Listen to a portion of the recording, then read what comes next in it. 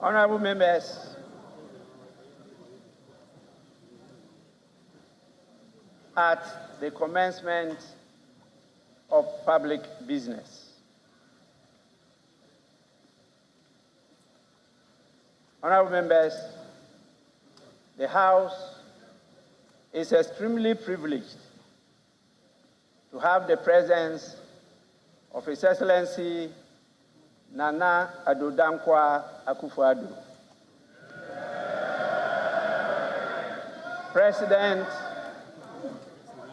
of the Republic of Ghana and Commander-in-Chief of the Ghana Armed Forces in this August chamber. His Excellency the President is here in accordance with Article 67 of the Constitution of the Republic of Ghana. To deliver this is the House of Parliament. This is the House of the people. This is the House of accountability. And this is the House of democracy. Honorable members, before I invite His Excellency the President to deliver the message in the State of the Nation, I want, with your kind permission, to recognize the presence in this chamber of the following distinguished personalities. We have Her Excellency, the First Lady, Mrs. Rebecca Akufo-Addo.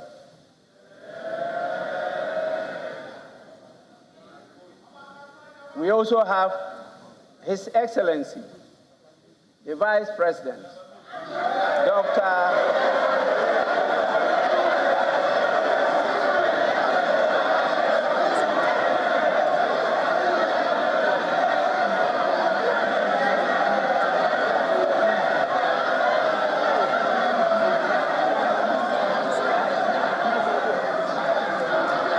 Honorable members,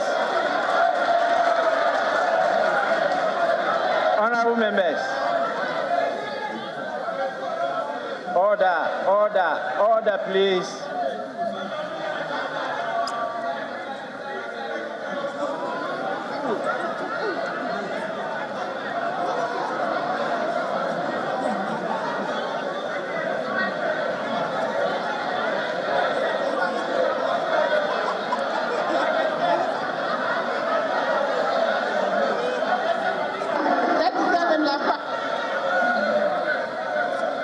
Honorable members, we also have His Excellency, the Vice President, Dr.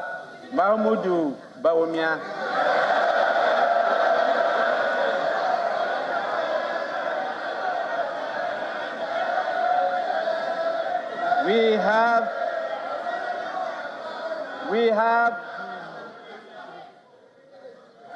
We have in our presence Her Excellency, the Second Lady, Haja Samira Bawumia.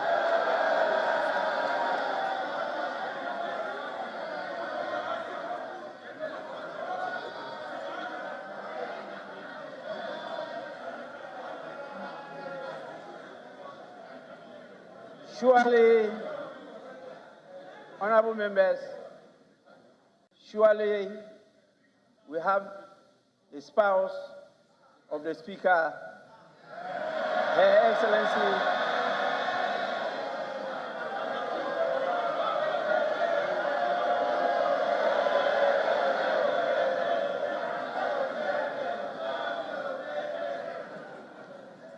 honorable members, we have the spouse of the Speaker, Her Excellency Alice Ajua Jonas.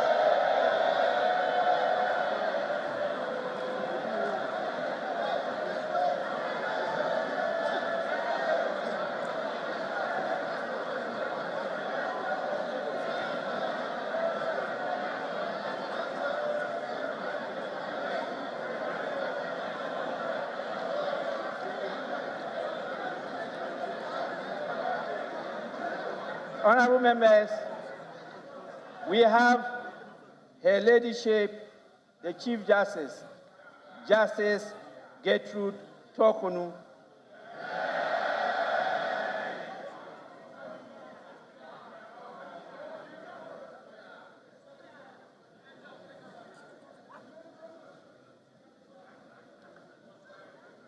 We have the beloved spouse of the Chief Justice, Mr. Francis Kofi Torkornoo.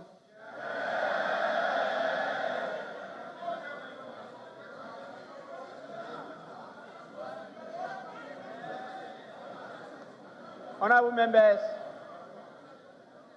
we have our revered Chairman of the Council of State, Nana Otuo Siribua II.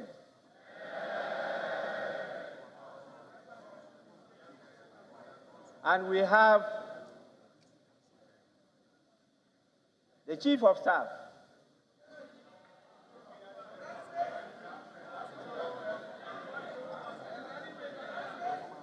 the Chief of Staff, as you all know, is in charge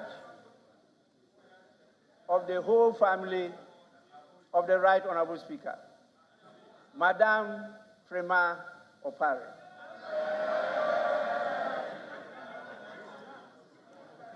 We have His Excellency, John Dramani Mahama.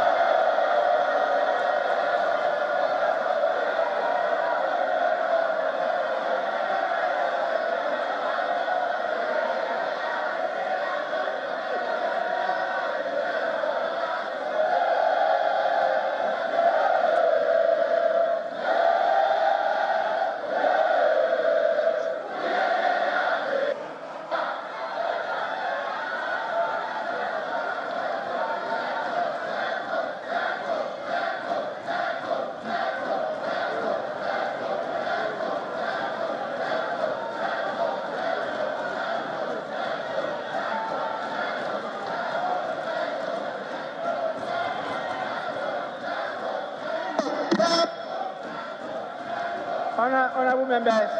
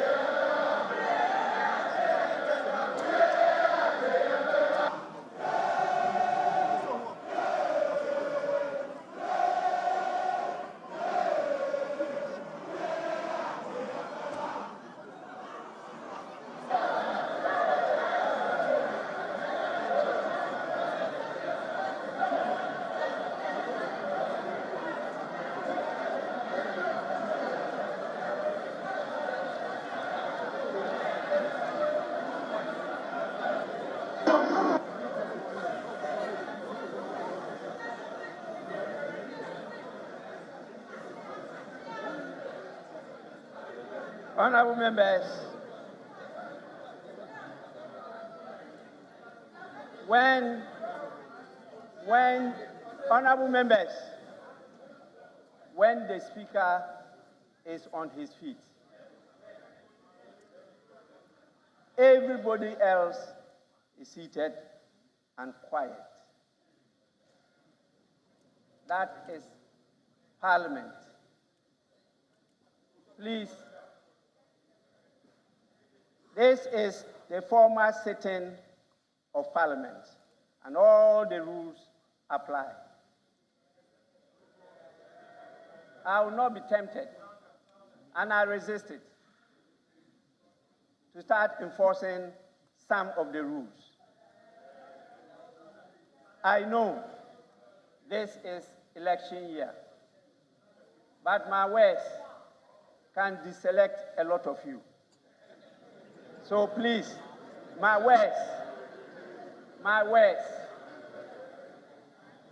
on this chair can deselect a lot of you. Kindly take note and let's proceed. His Excellency, as I mentioned, is the former President of the Republic of Ghana. We have in our midst Her Excellency Nana Konadu Agyeman-Rawlings, the former First Lady of the Republic of Ghana. We have the Right Honorable Michael Aaron Okoye,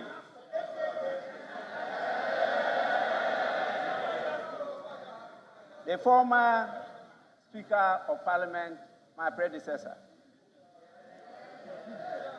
We have the National Chairman of the New Patriotic Party, in the person of Mr. Stephen Ayensu Intim.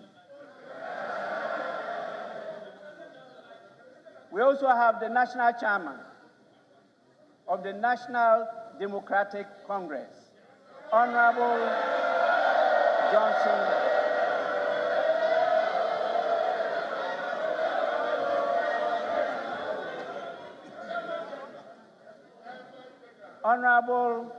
Johnson Asedu Nketia.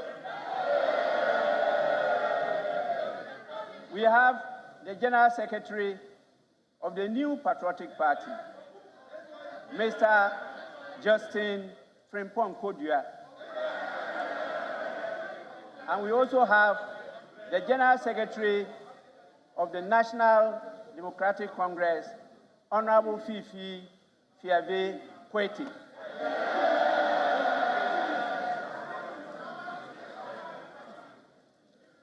We have the veteran former clerk to Parliament, Mr. Samuel N. Darkwa. They started it all even before independence.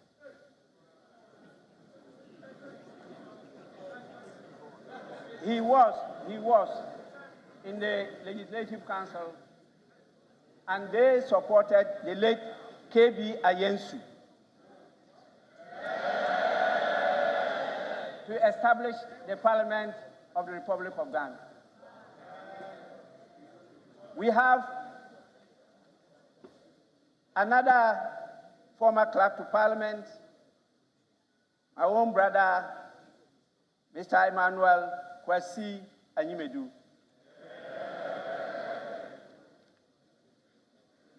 We have the heads of our security agencies and our esteemed chiefs, queens, and queen mothers.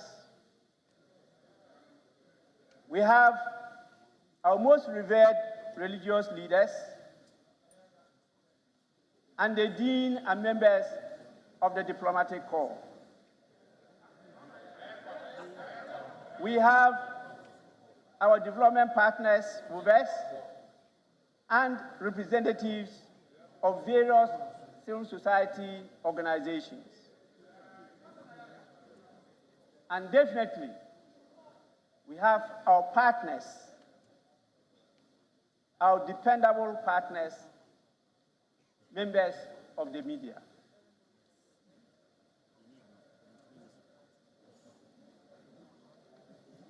Honorable members, with your kind permission, I may have to end here by acknowledging all the dignitaries and distinguished invited guests over here.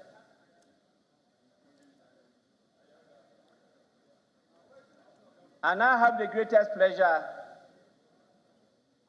in inviting His Excellency the President to deliver his message. Your Excellency, you may deliver your message now.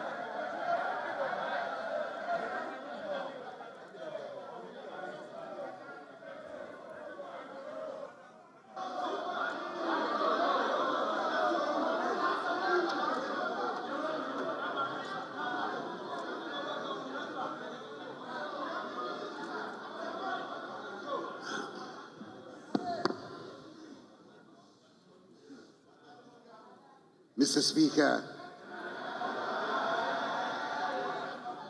it is always exhilarating to be back in Parliament and to discharge the duty in fulfillment of Article 67 of the Constitution of delivering to the House a message on the state of the nation on this occasion for the penultimate time.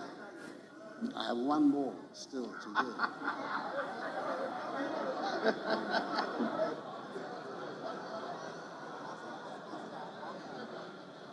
In accordance with protocol and convention, it is good to see that First Lady Rebecca Akufo-Addo, Vice President Mahamudu Bawumia,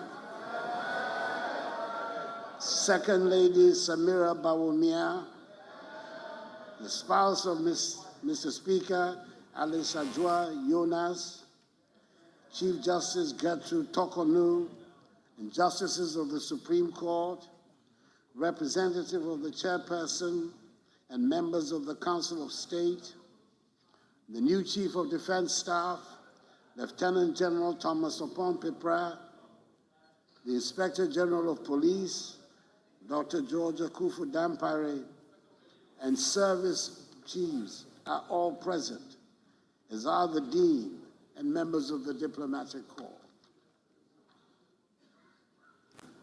Mr. Speaker, the House is also duly honored by the welcome attendance of the former President of the Republic, His Excellency John Dramani Mahama,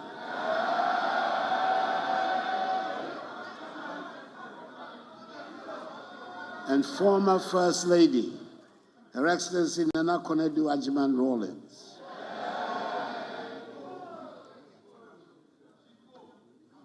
Mr. Speaker, I'm glad to be able to report that the entire territory that makes up our nation is safe, secure, and under the control of the government and people of Ghana. This might sound like a pedestrian statement with which to start a message on the state of the nation. Unfortunately, far from it being an everyday truism, this is no longer a statement or claim that can be easily made in these times in the neighborhood in which we are. West Africa is under threat of terrorism and violent extremism, rapidly spreading southwards from the Sahel to coastal West Africa. We can no longer take the territorial integrity of our countries for granted. Indeed, many of our neighbors have already fallen victim and lost large portions of their territories to extremist groups. And Ghana, by the grace of the Almighty, is the only coastal state along the Gulf of Guinea that has so far not recorded a terrorist attack. The Speaker, the peace and security we have in our country has not happened by chance. It has taken deliberate policy and planning on the part of government and a lot of hard work and dedication on the part of our security services to keep our country safe and secure. I might add that it has also meant that we've had to spend a lot of money that would have otherwise have been available to spend on many of our development needs. But I believe we're all agreed that the primary responsibility of the state towards its citizens is to provide and guarantee peace and security, and we're doing just that. Since we came into office, we've ensured a significant expansion of the armed forces and all the other security agencies. We're paying diligent attention to their welfare as well. The accommodation and physical environment generally of the security agencies are being improved. We've quickened the pace of the retooling and equipping of the security agencies to ensure readiness towards the emerging security threats. For the majority of us, in our everyday activities, it is the security of our streets and homes and communities that concern us most. We want our children and grandchildren to grow up in a safe atmosphere, and the Ghana Police Service played the lead role in this. Again, government has performed most creditably. The police are much better equipped than they have ever been, and their increased visibility on the streets goes a long way to reassure the community. The changing image of the police is perhaps best exemplified by the dramatic facelift they have given to the frontage of the police headquarters on the Ring Road in Accra. It is beautiful, and I recommend it to all institutions and indeed households. Whilst we're spending time, money, and energy and lives keeping the country safe from external dangers, I must add that it is a matter of great concern that we continue to have so many chieftaincy and land disputes around the country, which tend to be breeding grounds for internal tensions and destabilization. Mr. Speaker, I must make special mention of the troubles in Bawku. The tragedy is not only that a thriving and dynamic town is being reduced to a wasteland of destruction and distrust. We're spending money and energy that would have been better spent on development needs of Bawku, providing security to keep brothers and sisters from killing each other. Mr. Speaker, what should concern all of us, and not just the people of Bawku, is that in its current state, Bawku is an alluring magnet to mischief makers and extremists operating a few kilometers away from the border. In a bid to find a lasting solution to the conflict, government has in the past year undertaken a number of measures, including the establishment of a special Bawku task force and the intensification of engagements with the factions for the resolution of the chieftaincy dispute. On the recommendation of the Upper East Regional and National Security Councils, 4 radio stations that have been broadcasting incendiary language and propagating hate speech have been shut down by the National Communications Authority. The Chief Justice, for her part, has also recently established specialized courts in Accra and in Kumasi to deal expeditiously with criminal matters emanating from the Bawku conflict. Government is determined to do all it can to ensure that there's security in every inch of the territory of our country. But it is also very much up to the citizens to help create the needed atmosphere And I'm thus appealing to all citizens, all Ghanaians, to take the See Something, Say Something campaign of the Ministry of National Security very seriously. There is indeed, Mr. Speaker, a state of palpable anxiety and tension in every corner of West Africa, raising the specter of regional instability, which we thought had been banished. Unconstitutional changes in government in parts of Africa, especially in West Africa, through a series of coups d'etats and military interventions in governance, testify to an unfortunate democratic regression in the region.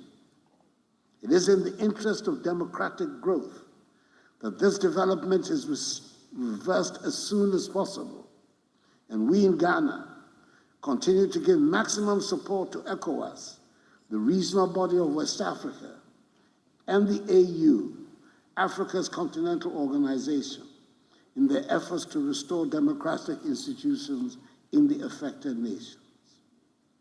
We must help stem the tide of this unwelcome evolution and help entrench democracy in West Africa.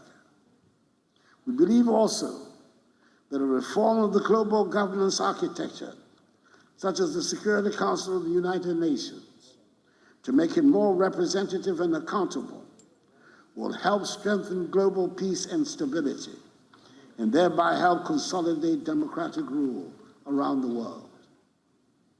Mr. Speaker, we in Ghana have had our fair share of political instability and experimentation about how we should govern ourselves. There might be new names being ascribed to some of the supposed new ideas being canvassed by some today. But I dare say on close examination, we will discover that they are not new. We have tried them here, and they have failed. We know about all-powerful, cannot-be-questioned messiahs.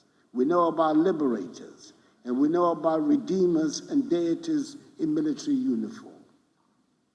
It might sound new to some, but those of us who have been around for a while have heard the argument made passionately that democracy was not a suitable form of government if we wanted rapid development. It is a tired argument that was regularly used by apologists for coups d'etats. It's also not new to have political parties and politics in general being denigrated. Indeed, there used to be national campaigns of fear waged against politics and political parties. It took time, and it took long battles, but in the end, the consensus did emerge, and we opted for a multi-party democratic form of government under the Constitution which ushered in the Fourth Republic. Mr. Speaker, it is not a perfect document. Constitutions do not ever pretend to be, but it has served us well these past 32 years, considering where we have come from. It is a sacred document that should not be tampered with lightly. But I hasten to add, our Constitution did not descend from heaven. We Ghanaians drew it up to serve our needs, and we can amend it to suit our changing needs and circumstances. We should work towards finding a consensus on the changes that the majority of Ghanaians want made to the Constitution. Mr. Speaker, democracies are founded on elections, and the holding of free and credible elections ensure that people have confidence in the government that emerges at the end of the process. The honorable members of this House, who are at the center of it all, know more than the rest of us that this is an election year. The increased decibel level in all communications would ensure that even the most politically uninterested person among us would know that on December 7th, we shall be going to the polls to elect a new president and new members of parliament. A lot of the responsibility lies on the Electoral Commission to put the organization in place that will ensure that we have credible elections. Government is doing its part to make the work of the Electoral Commission go smoothly. A lot of responsibility lies on the political parties as well, and I hope that the parties recognize that their credibility is also on the line, especially with some people wanting to undermine the multi-party democratic system of government. It is up to the parties to demonstrate that competitive elections are an honorable, character-enhancing experience, and that at the end of the process, the loser will congratulate the winner, and the world does not come to an end because an election has been lost. There is nothing inherently dirty or corrupt about politics, and nothing about elections that should generate violence.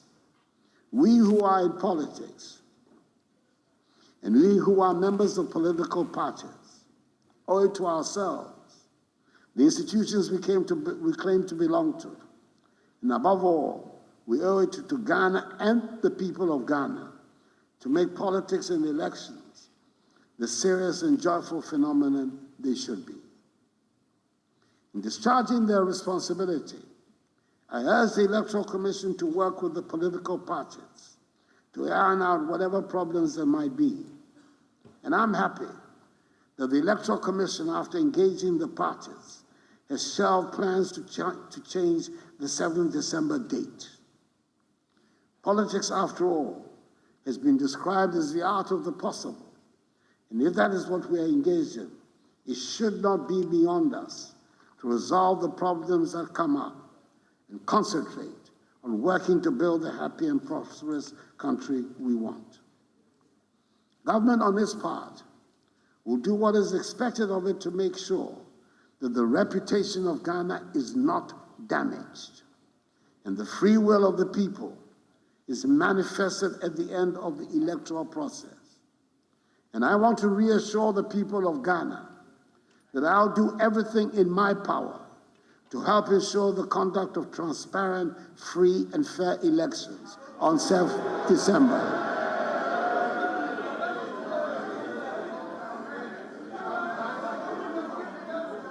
I have confidence in the security services to ensure that those who might want to cause havoc or any kind of mischief to disrupt the electoral process will have no room to operate. Mr. Speaker, there are amongst us those who, for ideological or other unstated reasons, have never accepted multi-party democracy and therefore take every opportunity to portray the governance efforts in the most disparaging manner. There are also those amongst us who consider the rough and tumble of politics to be beneath them and would not want their sainted images to be soiled by what they term the dirt of politics. Mr. Speaker, we can and we should continuously improve upon the performance of the institutions that hold the state together. But nobody should undermine the integrity of the arms of government for parochial reasons. There is definitely much room for improvement in the workings of the executive arm of government, the judiciary, and our parliament. Even those who have had parliaments as part of their governance systems for hundreds of years still make mistakes and sometimes get things alarmingly wrong. It would be surprising if our 31-year-old parliament did not get things wrong sometimes. This august house, which holds so many fond memories for me of my personal political journey, does not always measure up to the expectations of the people, or even sometimes of its own members. There's a lot of anxiety currently about how our MPs get elected. There's anxiety about the rapid turnover of members in the House and the loss of institutional memory. There's a lot of anxiety about some of the procedures in the House. We will not all agree with everything that the Parliament does. And I dare say, Mr. Speaker, that I do not agree with everything that goes on in here. But that is the beauty of what we as a people are trying to do in our governance structure. Mr. Speaker, the President and his appointees are not universally loved. It would be strange and unproductive if they were. It is probably worthwhile making what I consider to be important observations at this stage on some of the issues in our public discourse in the lead up to the elections for a new president.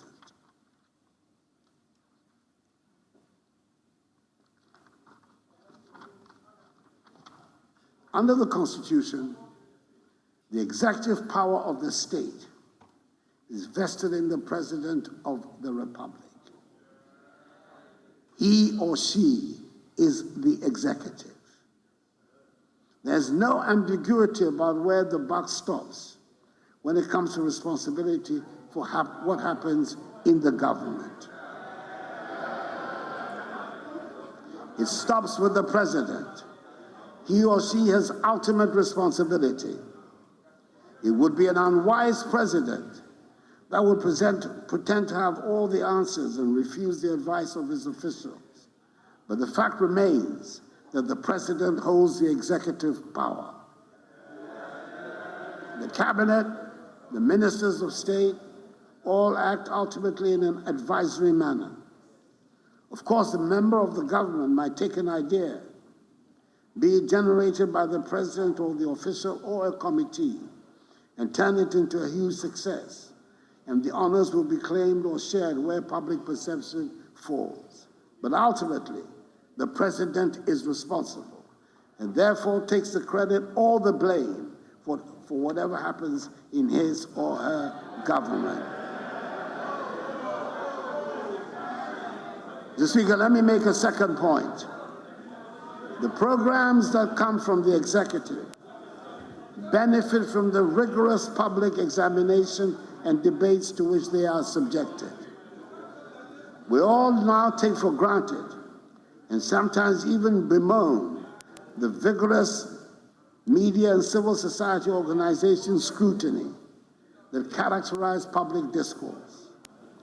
It gives me quite satisfaction and great pride to hear young Ghanaians today who believe that criticizing the President of the Republic and challenging government proposals are normal, regular activities.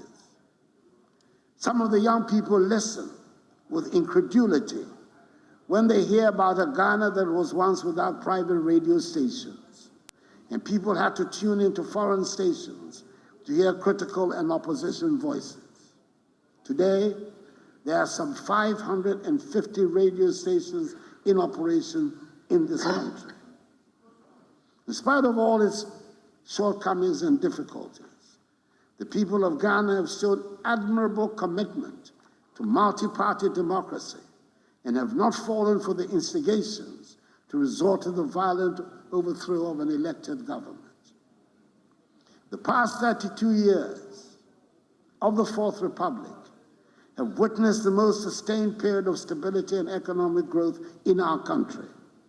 And we should be proud of what we have achieved and seek to protect and build on it. And that is why the theme for the 67th Independence Anniversary celebration on 6th March in Koforidua is Our Democracy, Our Pride. Mr. Speaker, I'm pleased to report on the progress we're making in the administration of justice. This past year, a total of 76 judges and magistrates were appointed. They comprise the new Chief Justice, 2 new Justices of the Supreme Court, 23 new High Court judges, 29 Circuit Court judges, and 21 new magistrates. 262 staff were recruited to address some of the human resource gaps created because of the newly established courts throughout the country. In January 2024, 3 additional justices have been appointed to the Supreme Court to replace 3 justices who have retired from the court. We've made unprecedented progress in the provision of court buildings and residences for judges around the country. In 2020, Government set out to construct 120 courthouses with residential facilities nationwide. As of 31st January 2024, 67 courthouses had been successfully inaugurated and are in use at various sites around the country. 12 completed projects have been slated for inauguration by the end of this month of February 2024. The remaining 21 projects are at various stages of completion and are expected to be completed and inaugurated before May 2024. In addition, 121 residential units have been constructed for judges throughout the country. Further, 20 fully furnished 4-bedroom units, together with social amenities, have been constructed for justices of the Court of Appeal in Kumasi. The project is not yet complete, but we have done enough to be able to say that we have resolved the problem of the disgraceful state of court buildings. The attention now is to the digitalization process of the courts to modernize the entire system. The Judicial Service has undertaken a digitalization initiative to modernize legal operations and foster greater access to justice. A virtual court system was introduced during the COVID-19 pandemic to ensure the continuity of business. The virtual court system was also rolled out to 17 courts, then subsequently to 19 high courts for the smooth hearing of court cases. By the end of December 2023, 160 courts had been equipped with devices for the real-time transcription of cases, in addition to 51 courts piloting the paperless court system in Accra.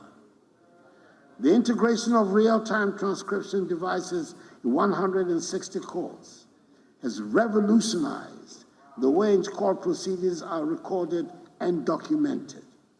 The service is rolling out a comprehensive digitalization of the court system. The Attorney General has continued in a very effective manner the tradition under this administration of contesting every single litigation against the state, and has avoided the numerous judgment debts that used to be given against the state. The Office of the Attorney General, as a result, has saved the country over 10 trillion Ghana cedis.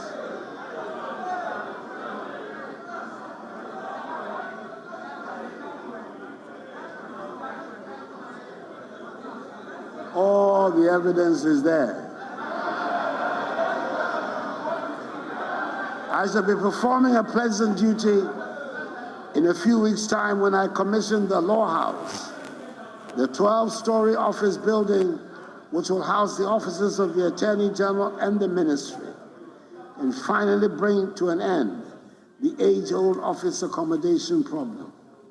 I must declare a personal interest in it, as the building was started when I was Attorney General in the government of President John Agyekum Kufuor back in 2001. Mr. Speaker, I acknowledge and share the frustration and deep disappointment we all have that a convergence of events and fate have conspired to place impediments on the path of the rapid development trajectory we were on. I'm proud that in spite of the dramatic financial crisis that we encountered in 2021, whose worst effects became manifest in 2022, the transformative measures we introduced in the first 4 years of office make it possible to showcase an impressive array of developmental projects across the length and breadth of the country. I do not intend to go through the long, even if interesting process of enumerating the projects the Kufuor government has undertaken since coming into office, their location, and what stage of completion they are in. Mr. Speaker, with the best will in the world, There simply will not be the time to do that, even if we spend all day here.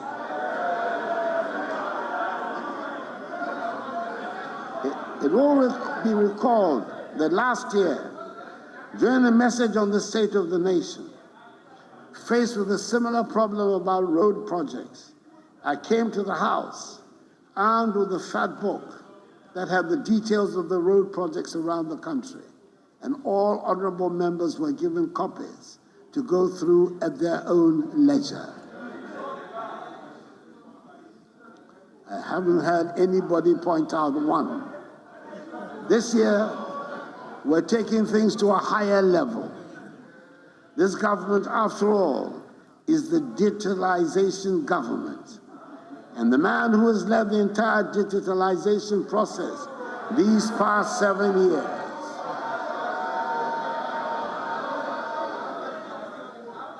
my indefatigable Vice President,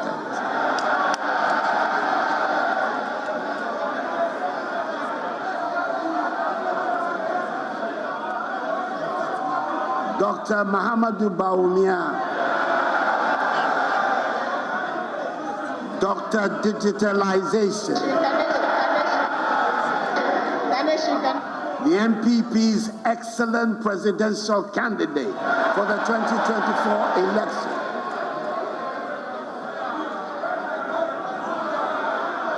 Is coming out with what will allow everyone and everybody and anyone to check on every project being undertaken by the government without having to listen to the President's message on the state of the nation. We are calling it the Performance Tracker. You can check and satisfy yourself about the status of the projects and their location. And you could stop by and make a physical inspection if you were so minded. Mr. Speaker, if you want to check on roads, classroom blocks or chip compounds or Agenda 111 hospitals, or bridges, or science laboratories, or water projects or sanitation projects, or landing sites and harbors, and other infrastructural projects, or whatever this government use your tax money to execute, the key to your query is right there on your phone. Mr. Speaker, the Performance Tracker will be formally launched in March, and I'm offering it as the device which will help bring accountability into your hands. With the Performance Tracker, we can be sure that never again will pictures of an artist's impression be offered as projects that have been completed.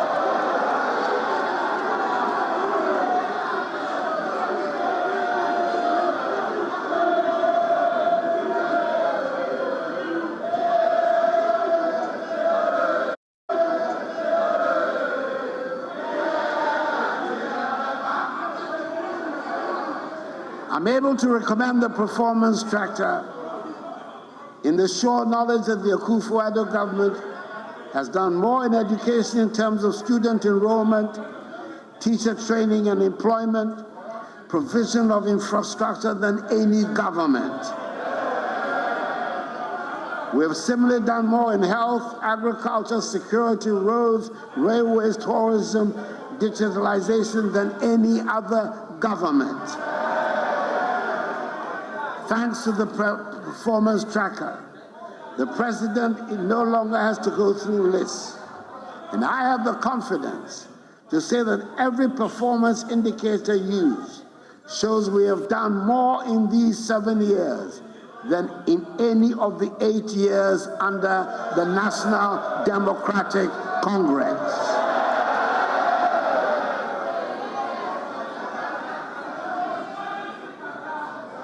Indeed, Mr. Speaker, on coming into office 7 years ago, my government took the decision, as we promised, to modernize and formalize the economy through digitalization. In this regard, we have embarked on one of the most far-reaching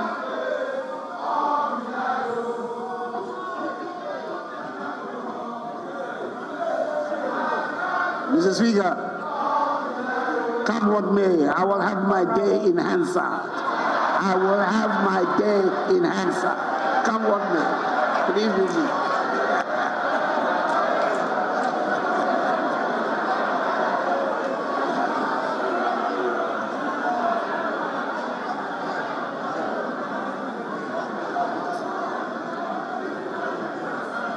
Indeed, Mr. Speaker, on coming into office 7 years ago, my government took the decision, as we promised, to modernize and formalize the economy through digitalization.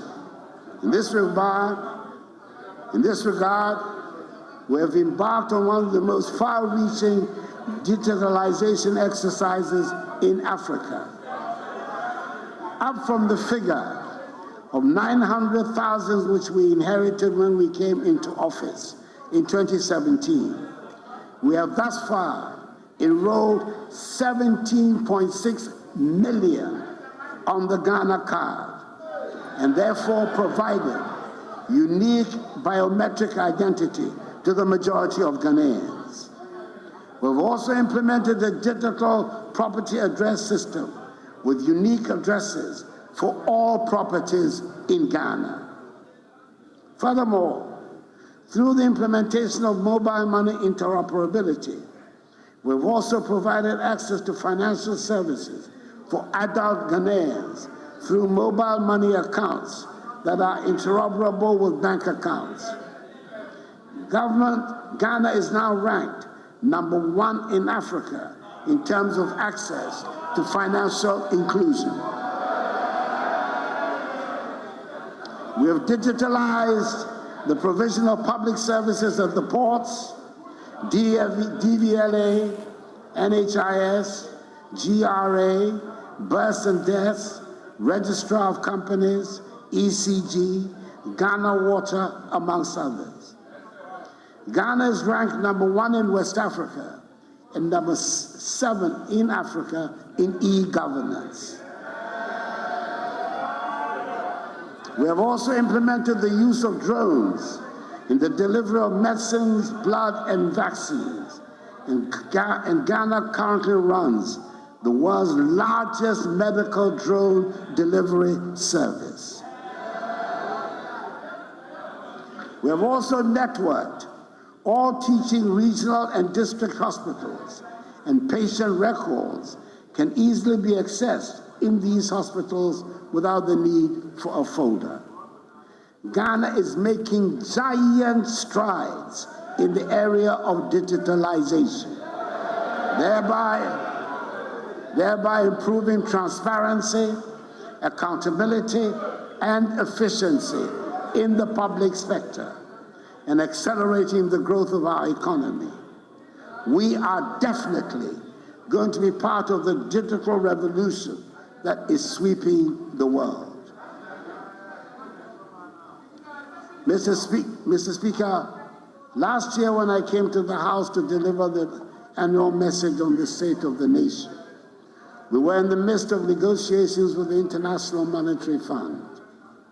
We were faced with a very difficult situation and had to take a lot of unpleasant but unavoidable measures to bring stability and confidence back to the economy. These included tax measures that we did not like, but we knew we had to take in the knowledge that the medicine will be bitter but temporary. Mr. Speaker, a year ago, I also stated the decision to undertake a comprehensive debt restructuring of our domestic and external debt to ensure we remain resolute in our objective to restore macroeconomic stability and sustainable growth. The decision was not an easy one, considering the complex and diverse domestic debt landscape.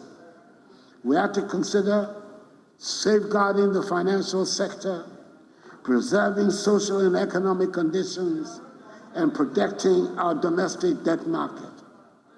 A year on, I'm happy to inform you, Mr. Speaker, that we have made significant progress.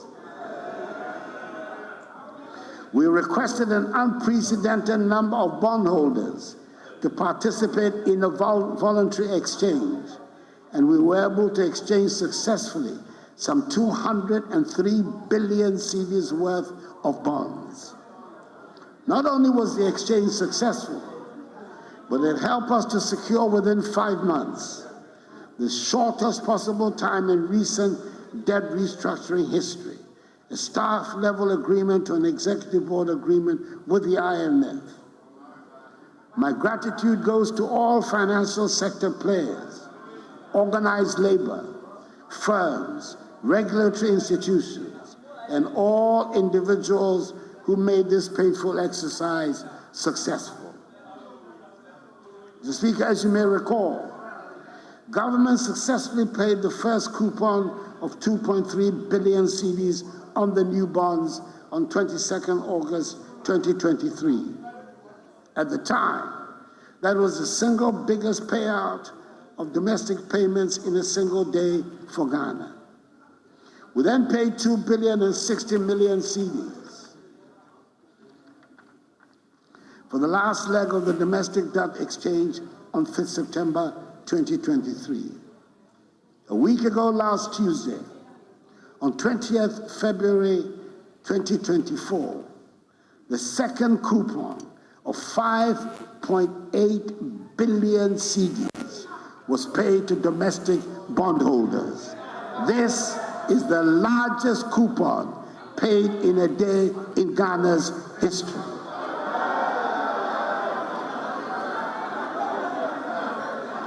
On the external debt side, we achieved a significant milestone by reaching an agreement with our public creditors. And I'll use this occasion to express our appreciation to the Republic of France and the People's Republic of China, co-chairs of the Official Creditors Committee, for their positive roles in this achievement. We've also intensified our engagement with our external bondholders on the principles of transparency, fair treatment, consistency with the IMF debt sustainability analysis, and good faith. We are focused and committed to accelerating the process.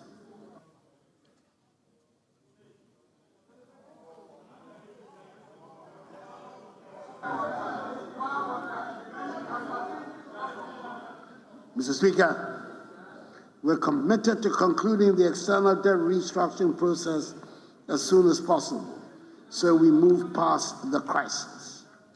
This will enable us to complete substantially projects that have been constrained due to financial challenges. In the meantime, some of the priority projects have been transferred onto the GOG budget with the same fiscal space to ensure their completion. This will enable the Kumasi International Airport, with some 98% complete, to be completed by May. Other projects like the Komfo-Anokye Teaching Hospital, CAF, maternity block in Kumasi, the Takoradi Interchange, the Betebi-Lamte Interchange in Accra, the University of Environment Sustainable Development Project at Bunso in the Eastern Region, Phase 2 of the construction of roads in Tamale, and the construction of the 84-kilometer railway line between Tema and Nakosombo would also be completed. Mr. Speaker, I'm happy to announce that an alternative source of funding has also been secured for the reconstruction and completion of La Hospital project as a fully functional modern hospital with the necessary equipment for diagnosis and treatment.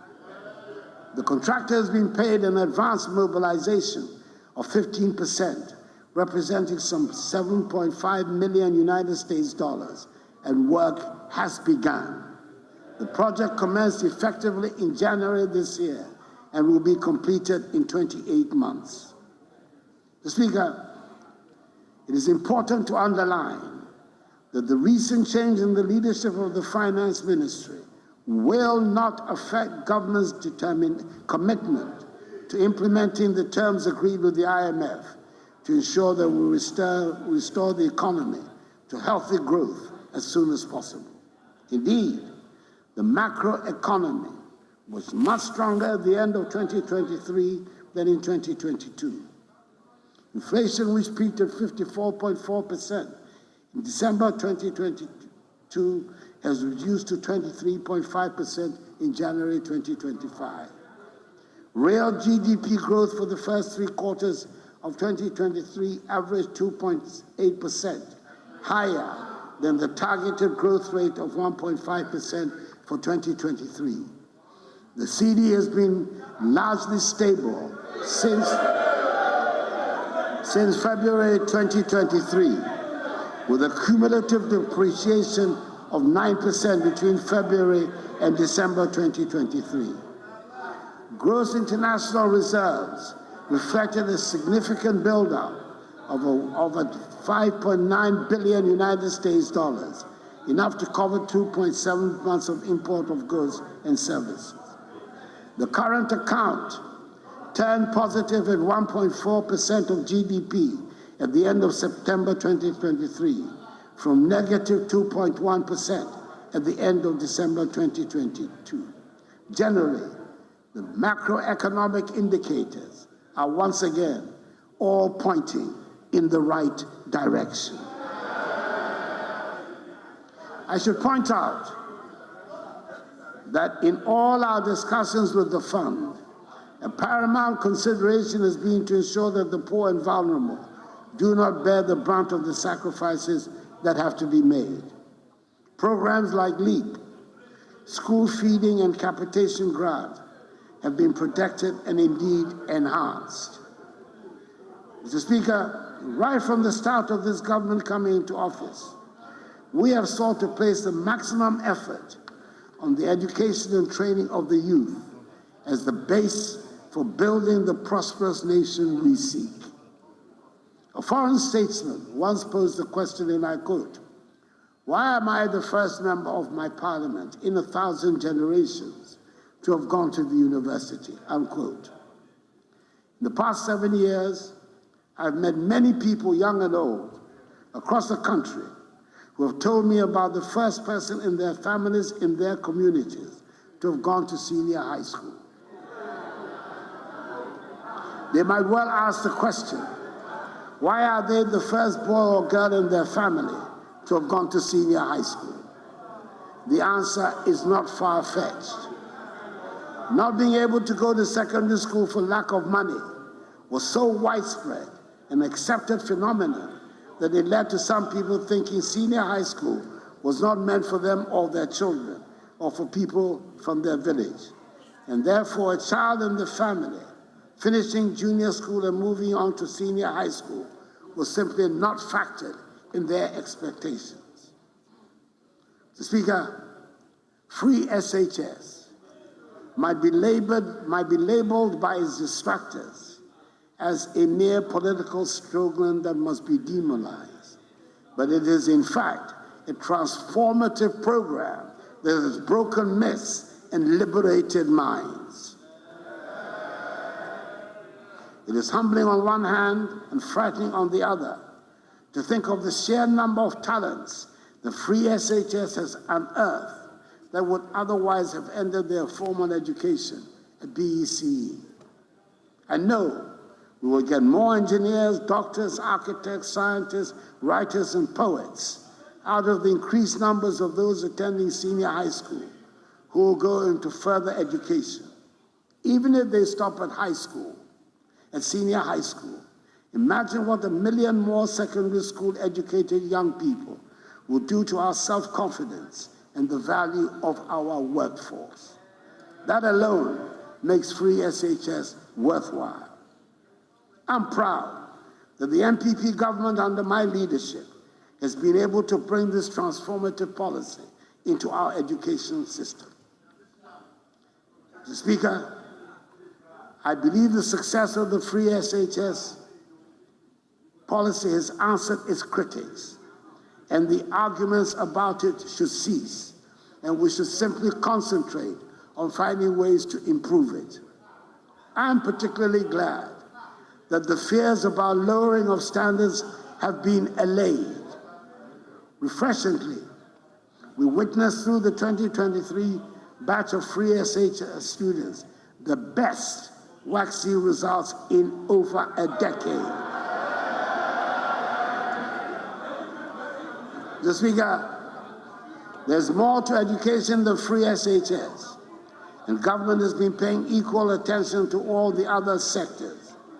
Kindergarten, primary school, and junior high school must work together to give a solid foundation and strengthen the free SHS policy. The implementation of various programs, such as the capitation grant, feeding grants to special schools, BEC registration for pupils in public junior high schools, among others, have significantly increased access to education at the basic level. The focus of the comprehensive reforms within the sector has been to improve learning outcomes and ensure every child that goes through our education system is equipped with literacy and numeracy skills by the time they exit primary 6. A national standardized test for numeracy and reading skills is now being conducted at primary 4. Unfortunately, quite a number of children still manage to slip out of the net and miss going to school altogether or drop out at primary school. The Ministry of Education partnered with key development allies to launch an innovative financing program called the Ghana Educational Outcome Project, GEOP. The goal of GEOP is to provide educational support to 72,000 out-of-school children, helping them access complementary education and transition into formal schools. I'm happy to report that 17,340 out-of-school children have been taken through the program and mainstreamed into formal schools in 2023. This program has worked so well, it won the GovTech Prize Award in February 2024 at the World Government Summit held in Dubai. Government has remained committed to improving the teaching and learning of STEM education at the pre-tertiary level. Key interventions have included increasing our ability to produce STEM professionals and also meeting 21st century skills. Accordingly, the curriculum has been overhauled to include STEM career pathways such as aviation and aerospace science, biomedical science, engineering, computer science, manufacturing, robotics, and artificial intelligence.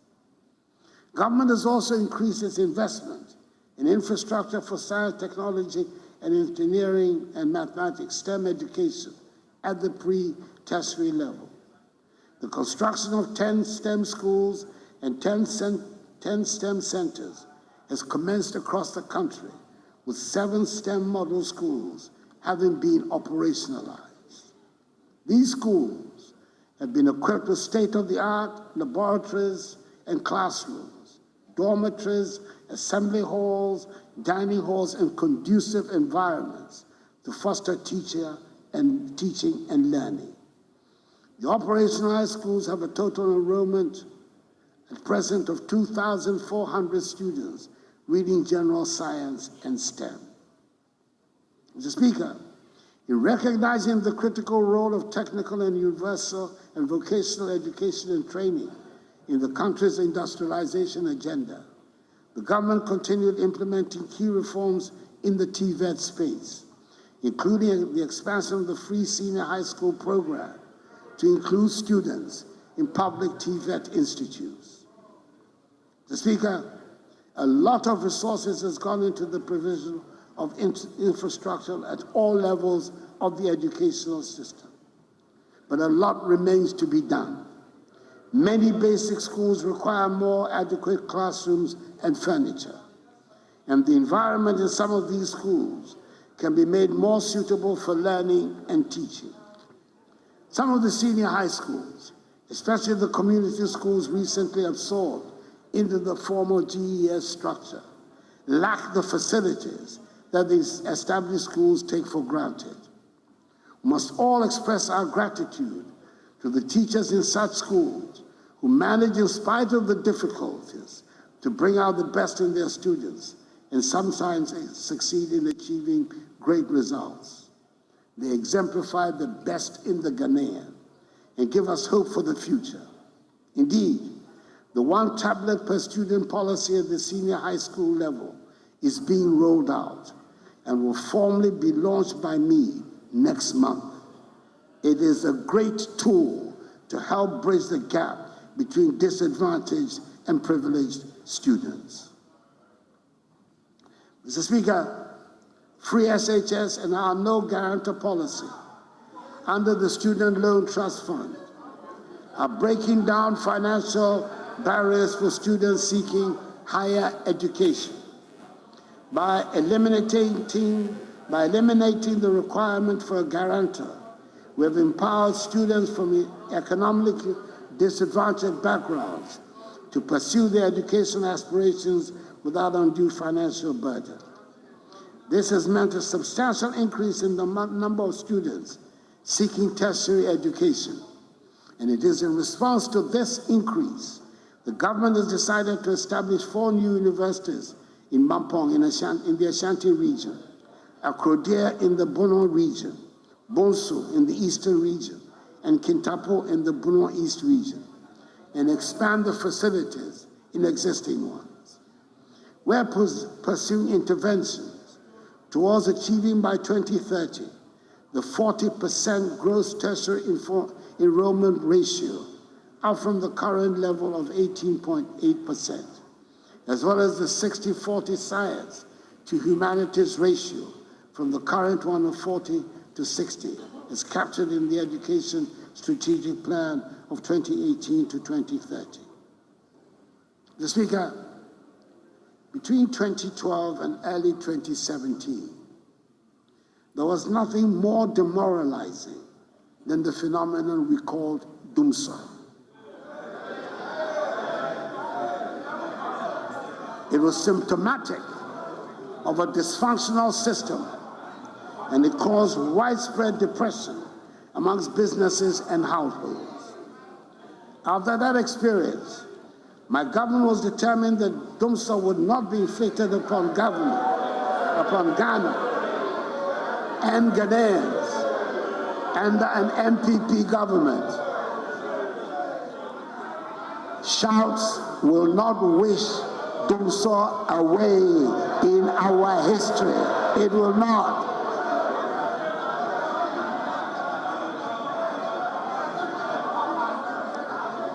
After that experience, my government was determined that Dumsor would not be inflicted upon Ghana and Ghanaians under an MPP government. And I'm glad to be able to say, so far, so good. We've managed to keep the lights on these last 7 years, even in the midst of a financial crisis. We've managed the NFT sector with discipline and expertise to avoid a repetition of the hardships inflicted on Ghanaians some years ago. Furthermore, through determined, skillful negotiation, we've been able to reduce considerably the energy sector debt that we inherited. Indeed, the government negotiating team carried out a successful reconciliation exercise with the IPPs and ECG, which established that the IPP arrears position was not the $1.6 billion that had been previously reported in the media, but was actually $1.2 billion. That is savings of some $400 million.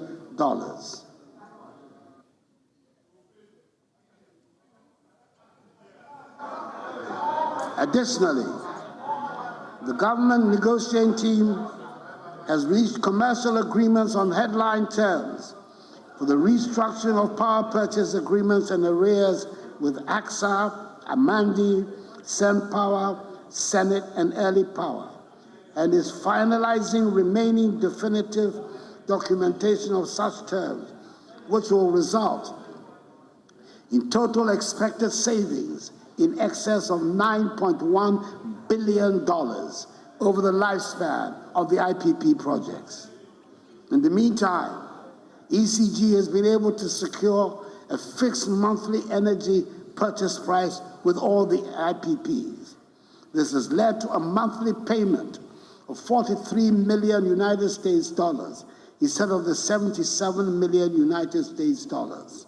That is monthly savings of $34 million, or a 44% reduction in monthly payments, a far better outcome than the take-or-pay system we inherited.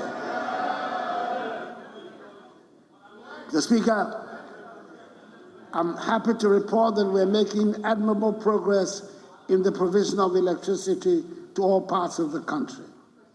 Last year, 207 communities were connected to the grid, taking the current national access rate, electricity access rate, to 88.85%. We are aiming to achieve universal access this year by connecting an additional 400 communities to the national grid under the Self-Help Electrification Program and other turnkey projects. As part of efforts to improve power system reliability in the middle and northern parts of Ghana, government took a decision to relocate the 250 megawatt Ameri plant from Abuazi to Anwamaso in Kumasi. The Volta River Authority has successfully relocated 6 units of the Ameri plant with capacity of 150 megawatts, which are currently being tested and commissioned in Kumasi. The authority is taking steps to relocate the remaining 4 units before the end of the year. Mr. Speaker, we're also making steady progress in our commitment to increase the component of renewable energy to our energy generation mix. A 4 megawatt floating solar PV on the Bui Reservoir, as well as the 15 megawatt solar PV at Kaleo, have been completed and both are operational. They have contributed to increasing our share of solar energy in the generation mix to 3.2%. A 100 megawatt solar PV is under construction at Bui, as is the mini-grid electrification program ongoing in the Adan East District, all of which will help us attain our target of 10% renewable energy in our generation mix by 2030. Mr. Speaker, furthermore, we have committed ourselves to the development of nuclear energy for peaceful purposes.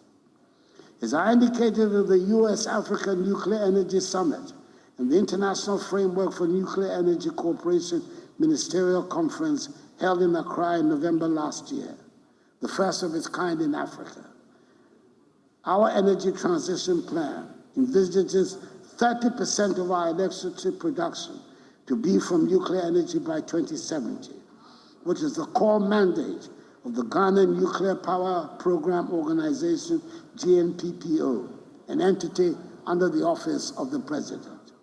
This strong commitment and position are geared towards the provision of clean and affordable electricity to drive our industrialization agenda.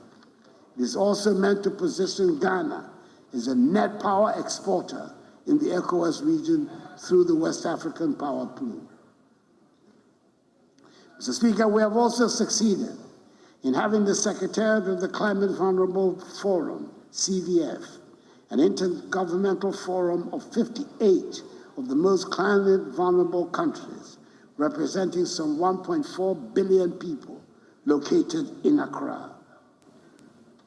Mr. Speaker, we have all heard about the Gold for Oil program.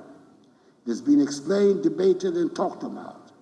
At this moment, all I want to say about it is that the Gold for Oil program has worked well and reduce significantly forex pressures on bulk energy storage, transportation, and bulk imports. Distribution and export companies enable them to negotiate more competitive premiums with suppliers. Premiums dropped from $180 to $200 per metric ton to $70 per metric ton or less. This also resulted in reduced and stabilized prices at the pumps of between 12 to 13 cedis per liter for the whole of 2023. We're taking steps to rectify some of the handicaps that have limited the full participation of Ghanaians in the oil and gas industry. For years, the well-paid jobs in the industry were taken exclusively by foreign nationals because we did not have people qualified in these fields. Last year, 150 young Ghanaians were trained and certified as mechanical maintenance technicians, electrical technicians, instrumentation technicians, and production process technicians up to the industry standards. Additionally, 5 young Ghanaians underwent a 10-month welding inspector training program at the North Alberta Institute of Technology in Canada. They have since been placed in various technical institutions in Ghana as instructors. Ghanaians will soon fill the well-paid positions on our oil fields because we have the trained and qualified personnel.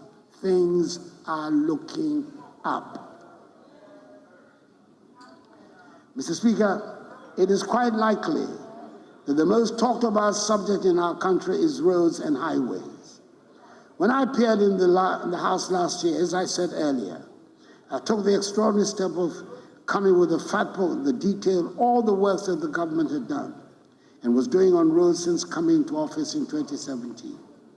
I believe it was generally agreed that it was impressive, but it was not enough to satisfy everyone. Well, the work continues, even though some of the major road works have been temporarily interrupted as a result of the debt negotiation. As I've said earlier, all the details will be available on the performance tracker. Other modes of movement around the country are being built and upgraded to open up the country and make travel easier. Mr. Speaker, the new standard gauge railway line from the port of Tema to Mapakadai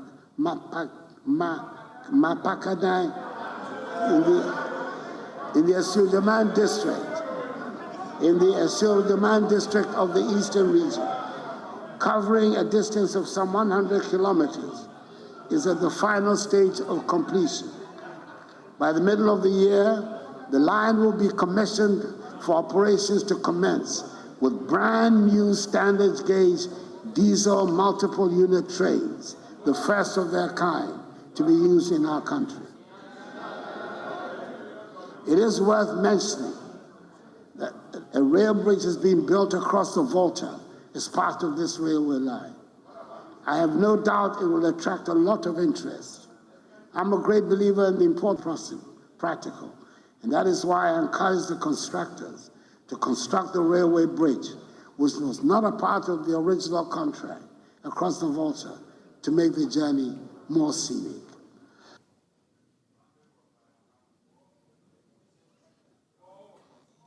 Nearly made me choke on my glass of water.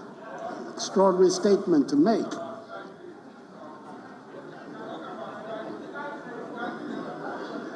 The development is on course of a new standard gauge Western Railway line to serve passengers, the mining sector, as well as support industrialization to boost the development and growth of this nation. The plans for the extension of the railway line to Paga might not materialize during the rest of my administration, but I'm sure they will not be abandoned. Mr. Speaker, there's no argument that food self-sufficiency is the basic requirement for national security and the foundation for building a prosperous nation. Last year, government reviewed the Planting for Food and Jobs, PFJ program, which had been implemented since 2019.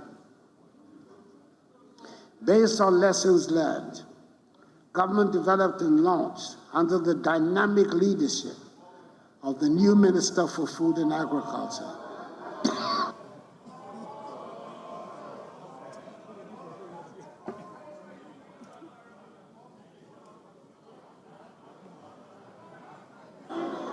Everybody who knows me knows I don't drink alcohol.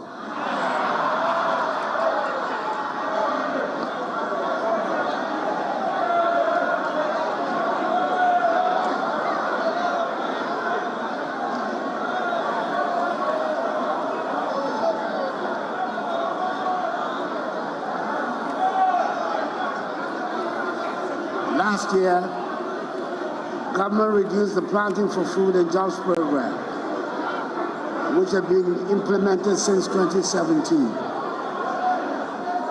Based on lessons learned, government developed and launched under the dynamic leadership of the new Minister for Food and Agriculture, the second phase of the PFJ. The second phase of the PFJ sets out a 5-year agenda to ensure food self-sufficiency and resilience. Strategic targets have been set for 11 priority products in the immediate term, September to December 2023. Short term, year 2024. Medium term, 2025-2026. And the long term, 2026-2028.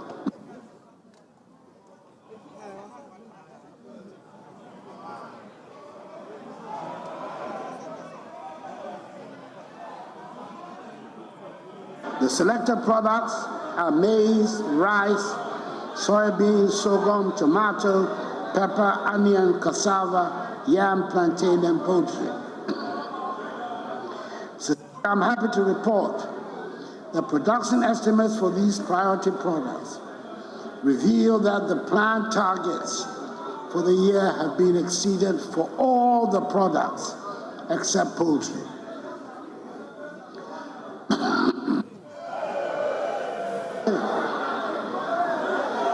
Poultry obviously requires extra attention, and that is exactly what we're doing. We have every intention of meeting the domestic production targets for poultry this year, 2024, and moving on to production levels that will lead to reduction in poultry imports. We envisage a vigorous cooperation between government and the private sector to achieve the set target. Mr. Speaker, the surest way of making agriculture attractive to young people is to take the drudgery out of farming. And government is continuing to make agricultural machinery and equipment easily available.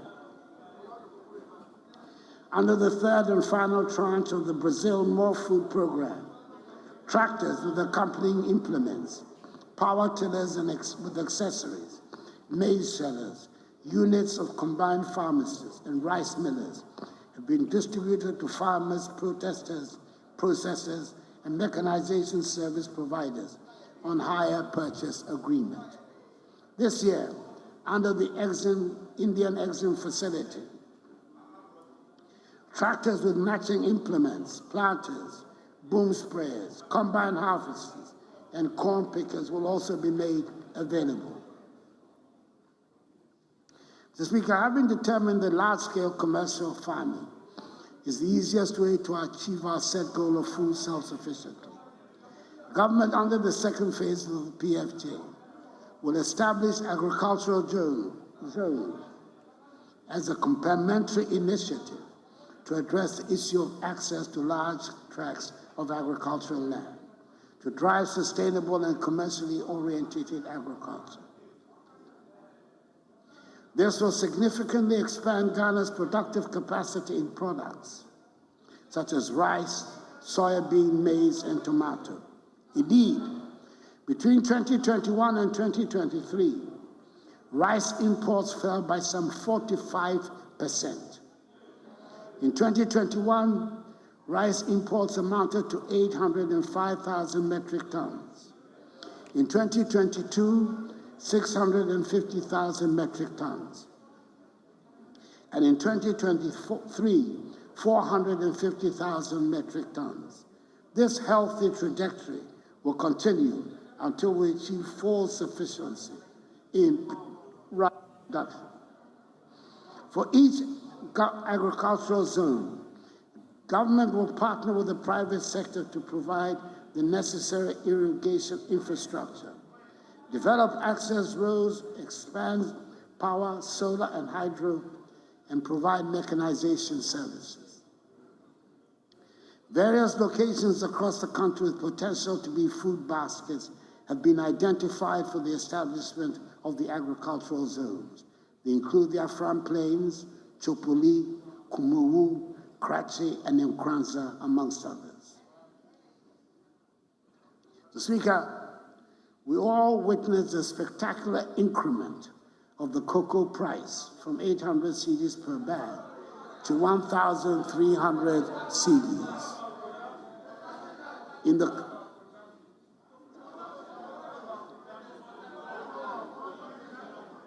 To 1,300 cedis per bag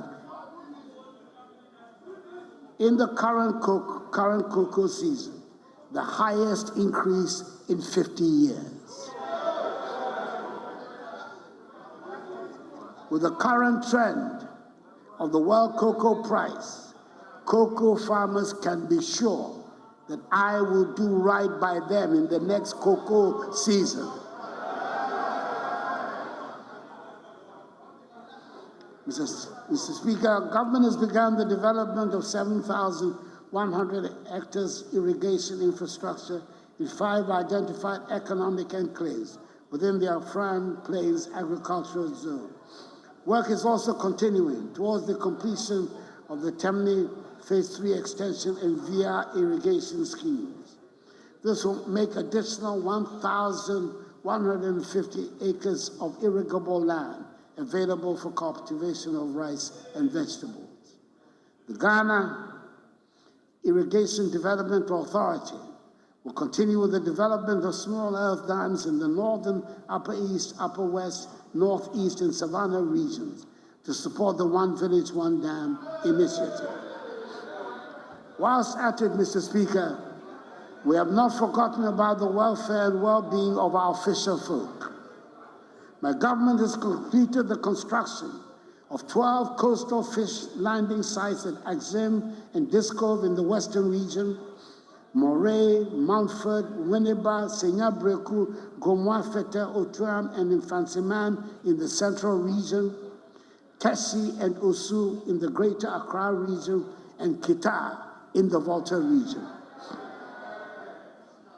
Additionally, I had the pleasure in May last year of commissioning the newly constructed Elmina Fishing Harbor in the central region, much against the hopes of the naysayers. And God willing, soon this year, I will also commission the Jamestown Fishing Harbor, which currently stands at 88% complete and is expected to be ready by August 2024. Mr. Speaker, to help address the incidence of premixed fuel diversion and hoarding, government last year completed the installation of 50 out of the 300 premixed fuel automated dispenser. My expectation is that the remaining automated dispensers will be installed by September this year to help optimize the distribution of premixed fuel.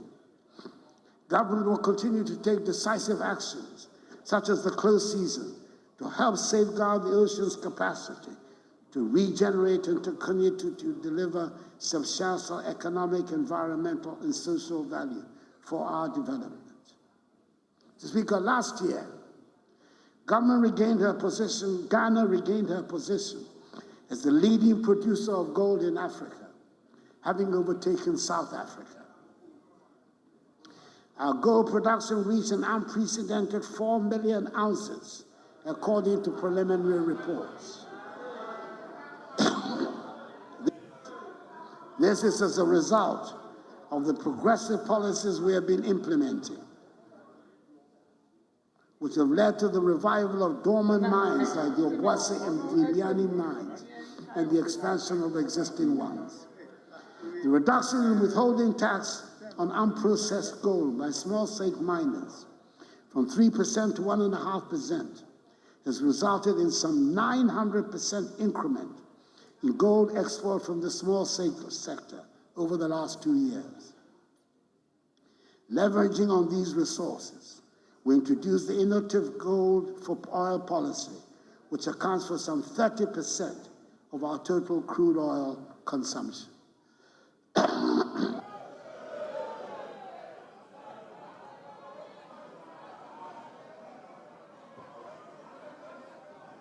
Currently,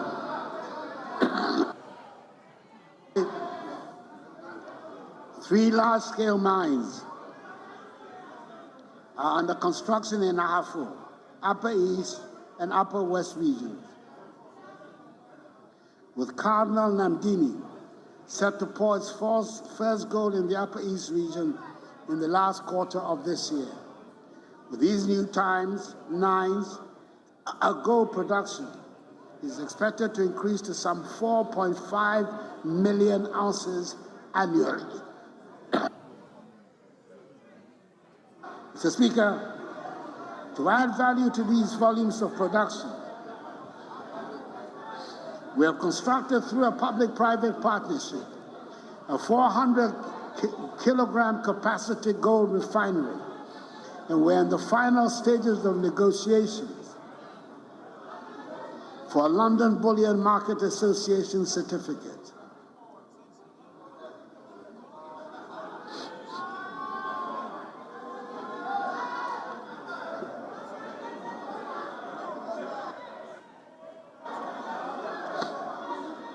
For our green minerals, including lithium,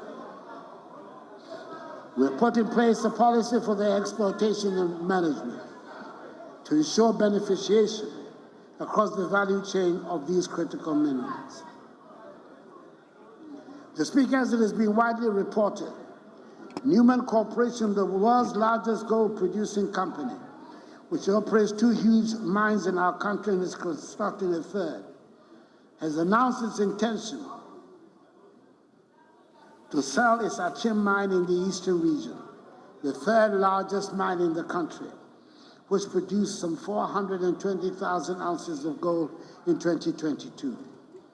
As part of government's policy to modernize the mining sector, to indigenize the mining sector, we will engage with Newmont to give priority to Ghanaian investors who will want to acquire this mine to ensure that our mineral resources better benefit the Ghanaian people.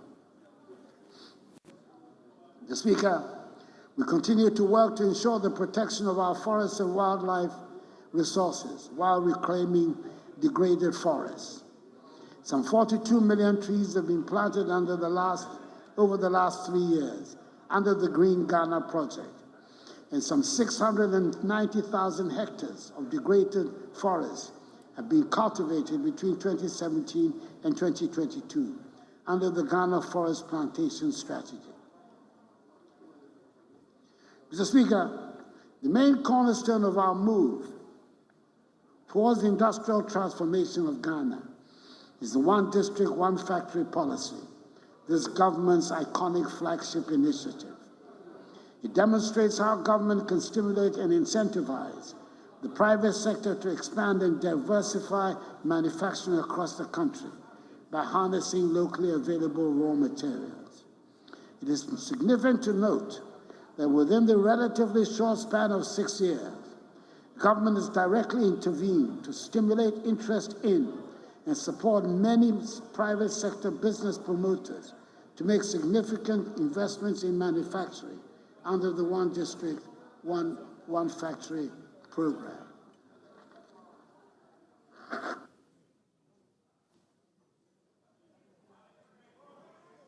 Mr. Speaker, this has led to the development of 321 IDF 1D1F projects consisting of 211 new medium to large-scale factories and the conscious enabling of 110 existing companies to inject significant capital investments into the expansion of production facilities and diversification of products. These business promoters has so far invested in 142 districts across the country, across all 16 regions, and achieving 54% district coverage.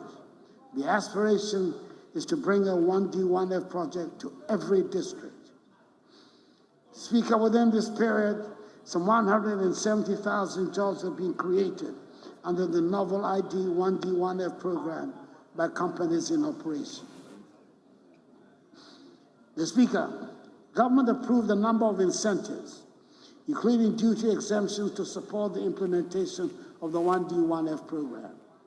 In 2019 and 2020, 37 1D1F companies were granted exemptions approval by this august House. However, from 2021 to date, no exemptions have been granted. Mr. Speaker, I urge the House to consider and approve all the outstanding exemption applications as a matter of urgency.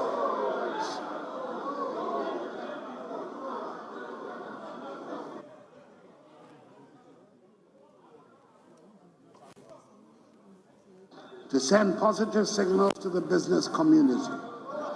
The exemptions law that you will pass provides for such exemptions under existing laws. The Speaker, the other initiative aimed at stimulating industrial growth that we have been actively promoting is automotive assembly and component manufacturing. It is universally recognized as a key strategic sector for stimulating industrial transformation. The comprehensive automotive development policy launched by government in August 2019 has undoubtedly been the catalyst that has attracted a record number of 12 original equipment manufacturers, including Volkswagen, Toyota, Suzuki, Nissan, Peugeot, Kia, Hyundai, Honda, to set up assembly plants and produce a range of models here in Ghana. The Speaker, it is noteworthy that these investments have been accompanied with complementary initiatives to build the necessary engineering and technical skills in Ghana. Toyota Ghana has partnered the School of Engineering Sciences of the University of Ghana to establish and operate a modern auto engineering training center for engineering students and the industry to acquire applied auto engineering training. Similarly, Kia Motor Company of Korea has upgraded the Rana Motors West African vehicle assembly with state-of-the-art equipment for training of auto repair and maintenance technicians, including repair and maintenance of electric vehicles. Mr. Speaker, to spur on industrialization, we're implementing the 4-project agenda of the Ghana Integrated Aluminum Development Corporation, GIADEC, with projects 1 and 2 having already taken off. And last month, we signed an agreement for the implementation of Project 3. Mr. Speaker, we will lay before this august House, at this first meeting of this session of Parliament, a legislative instrument to prohibit the export of bauxite in its raw state. We're also in the concluding phase of discussions for the establishment of a $450 million United dollar refinery to refine the manganese we produce. Speaker, we have all long acknowledged that trade between African countries must increase if we are to make any headway with our dreams of prosperity on the continent. I'm happy to report that the setting up of the AFCFTA, with headquarters here in Ghana, is beginning to show positive results. Ghana is one of the 7 countries selected to participate in the Guided Trade Initiative, GTI, of the AFCFTA Secretariat. And this has enabled us to make significant inroads into East Africa, notably Kenya and Tanzania.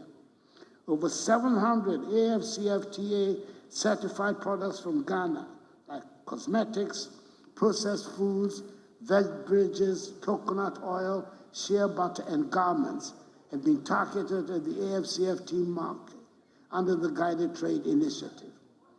I'd like to make special mention of Casapreco Company Limited, one of our iconic local beverage manufacturers, which has commenced exports to the Kenyan market. It is the fact worth celebrating that many other Ghanaian companies now have set their horizons way beyond the shores of our country and see the entire African continent as the market to aim at. Mr. Speaker, in speaking about the workspace and jobs, our thoughts inevitably turn to young people and, for some people, to the formal sector and formal sector jobs. We often forget that formal sector employees form only a small part of the working population. This small percentage of the working population tends to be the ones that are covered by pension schemes, and unfortunately, the majority of workers in the country do not have any pension schemes. To that extent, in May last year, SNET launched a self-employed enrollment drive, SEED, an initiative which seeks to improve coverage and increase the contributor base of the SNET scheme. Since the launch of the SNED initiative, some 600,000 self-employed persons have been enrolled onto the program and now have some form of Social Security cover. Effective 1st January 2024, all pensioners on the SNED pension payroll as of 31st December 2023 have had their monthly pensions increased by 15%. This translates to 10.05% of effective increase for the highest earning pensioners and 36.37% effective increase for the lowest earning pensioners. The 15% indexation rate will result in an additional expenditure of 697 million cedis. The total benefit expenditure for government under the SNED scheme alone is projected to increase from 5.4 billion cedis in 2023 to 7 billion cedis in 2024. Mr. Speaker, I believe we can say with certainty that in the tourism sector, Ghana is finally realizing her long-promised potential. Starting from the events and excitement of the year of return in 2019, Ghana has truly become an attractive tourist destination, with visitors' numbers increasing every year. December in G8 is now an established and increasingly attractive phenomenon, which brings visitors to our country in the month of December and has changed the events calendar around the Christmas holiday season in Accra and many other towns. Mr. Speaker, for the first time since the Kwame Nkrumah Memorial Park was constructed in 1992, government has undertaken a full modernization rehabilitation of the facility. Since the commissioning of the modernized park in July 2023, the number of domestic and international visitors has risen dramatically. A national newspaper reporting on activities at the revamped park had a screaming headline which said, "Akufo-Addo resurrects Nkrumah."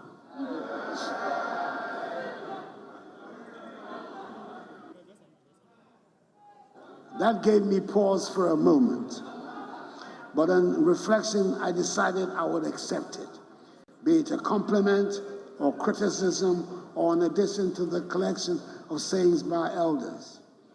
Whatever it is, since the commissioning, there have been 208,557 domestic and international visitors to the park between 14th July and 31st December 2023. Speaker, compare that, if you may, with the best performance until then, which was in the year of return in 2019, when there were 126,190 visitors in the year. Other facilities are being upgraded, and it's good to know that the private sector is showing interest in getting into the development of tourist attractive sites. Mr. Speaker, the National Museum Gallery, which had been closed down since 2015, has also been fully refurbished. It attracted over 35 visitors in 2023, and I'm particularly pleased that school children form a good part of the visitors to these sites. The first ever Kente Museum, aimed at preserving the cultural heritage in Ghana, has been built at Boomray in the Ashanti region and was recently commissioned by the Second Lady. Preparatory works and designs for the construction of the Heroes Park, a museum to commemorate the founding fathers of Ghana, the Big Six, J.B. Dankwa, Emmanuel Obeche Bilamche, Edward Akufo-Addo, Ebenezer Akwaje, William Uforiatta, Kwame Nkrumah, were completed in December 2023, and construction will commence very soon. Mr. Speaker, government through the National Film Authority is committed to supporting the production of world-class content and films, as well as increasing the cinema infrastructure in Ghana and by extension on the continent. To this end, a favorable fiscal tax regime for cinema projects, including income tax and VAT incentives, import duty exemptions on film production equipment, 20% tax rebate for strategic film productions and film financing reliefs, is being elaborated by cabinet, which will be outdoored very soon and should provide another tangible reason for the choice of Ghana as a film production country. Mr. Speaker, in line with government's commitment to ensure gender equality, the revised National Gender Policy and the Affirmative Action Bill were approved by Cabinet in October 2023. The Affirmative Action Bill is currently before Parliament for consideration and approval, and we count on the support of members of Parliament for speedy passage of the bill. The Ghana Enterprise Agency, GEA, is implementing an Only Women support program where micro, small, and medium enterprises owned by women with the potential of scaling up their operations, increasing sales, and creating sustainable jobs will receive liquidity support. The GEA is also implementing the YouStart program, a youth empowerment program which recently disbursed 100 million cedis to some 3,000 youth beneficiaries to upscale their businesses. Mr. Speaker, we're also implementing some interventions directed at providing support for persons with disabilities. In June last year, a significant boost was given to micro, small, and medium enterprises owned by persons with disabilities when government launched the 12 million CD PWD Enterprise Support Program. This grant support program, under the Ghana Transformative Project, is being funded with the support of the World Bank. Again, the Youth Employment Agency has initiated a groundbreaking employment drive targeting 282 persons with disabilities who used to work at poll booths. Speaker, let me now turn to football, a sport that is dear to the hearts of all Ghanaians. I'm sure I disclose no state secret if I state that I am myself an ardent football enthusiast and once played in the University of Ghana team with my friend, the late President John Evans Atta Mills, Fifi to me. Throughout the years, the national team, the Black Stars, has held a special place in the affection of Ghanaians. They lifted up our spirits as they dominated Africa and won 4 continental trophies. They have at other times broken our hearts, but it was not until 2006 that the Black Stars finally broke through to the world stage when they qualified for the World Cup for the first time. You will remember that we rose up as one in our support, and they did not disappoint. Then came the spectacular South Africa 2010 World Cup and its drama, when we almost became the first African side to reach the semifinals of the World Cup. It is fair to say that since the sad events of Brazil 2014, many Ghanaians have been left disappointed by some of the recent results of the Black Stars. Their various attempts have been made to revive the fortunes of the national team and rebuild the enthusiasm of the people with varying degrees of success.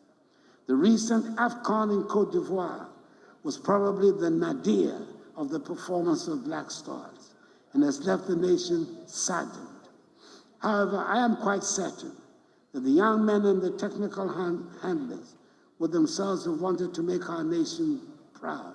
And I believe that the captain, Andre Dede Ayew, meant every word when he rendered heartfelt apologies on behalf of his teammates to all Ghanaians for the team's early exit. Speaker, I believe it is time for us to take a long-term, far-sighted approach to correct what has gone wrong. It is time to return to scouting, grooming, and developing talent at the grassroots level under a presidential policy on football that I intend to unveil very soon.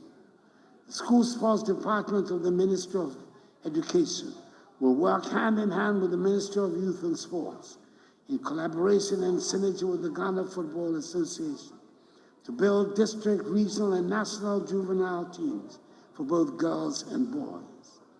The more than 150 AstroTurf pitches constructed throughout the country under this administration provide the foundational facilities to make a start as we strive to provide more of them, which will see a steady progression of talent up the ladder from the junior juvenile teams to the senior sides based on merit and nothing else. A similar approach has been tried before under the 5-year football development plan led by the late Ben Kofi, initiated under the MPP administration of President J.A. Kufuor.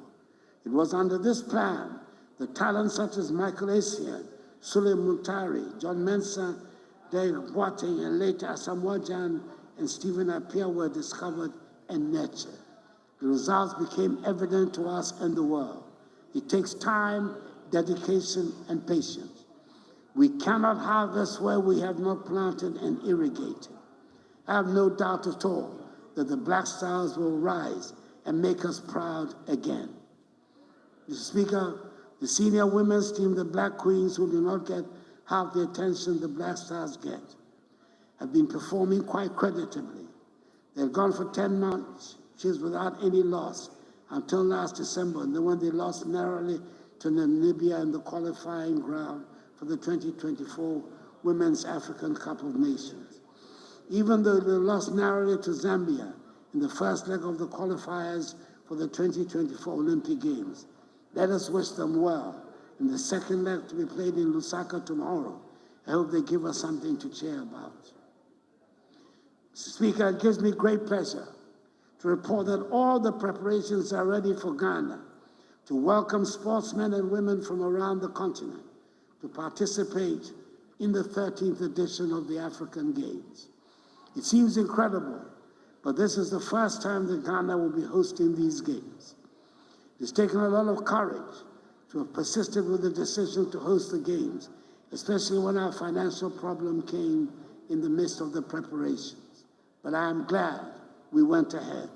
The preparations are all complete, and I was excited and very pleased with what I saw at Bortema when I went to commission the Games Village some 2 weeks ago.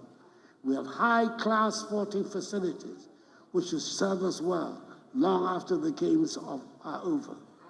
Some of the events will take place at the University of Ghana Sports Stadium. It is worth noting that this is a facility started under former President J.A. Kufuor and was abandoned by successor governments. I'm extremely proud that this project has been finished under my stewardship, not just because of the Games, but also because it has taken 75 years of existence for Legon, Ghana's premier university, to have a sports stadium. I urge all Ghanaians to make our visitors welcome and to patronize the Games and cheer on the participants. Mr. Speaker, this is the 7th time that I've appeared before this House as President to give an accounting of the state of our nation. Luckily for me, I know my way around the place, having spent 12 memorable years here as a member of Parliament. And therefore, even on the few occasions the sections of the House did not want to make me welcome, I was still able to manage. I have one more scheduled date with the House when I will be here to give an accounting of my time in office. By that time, my successor would have been elected. and we will be getting ready for the swearing-in ceremony. The elections will be held peacefully, and the candidate with credibility to take us on to a higher level will win. Let me wish all of us well in the elections on 7th December. Before then, a number of important tasks lie ahead of us, one of which will be commissioning the Nana Adjumani Prempeh I International Airport in Kumasi and naming the recently commissioned airport in Tamale the Yakubu Tali International Airport of Tamale. Mr. Speaker, we stumbled, but we are rising again. We were bruised, but we are healing. We have recovered our footing. We have dusted ourselves off, and now we face tomorrow with confidence. Every day we pray and hope that adversity may spare our families, our communities, and our dear nation. But should we be confronted by misfortune, we must face it like people with a proud history who fight and do not flee. Yenim Kun, Yenim Jani. That is the Ghanaian spirit. That is our armor and our shield. This is our ethos. Let us believe in Ghana. I believe in Ghana. And may God bless our homeland, Ghana, and make it great and strong. I thank you for your attention.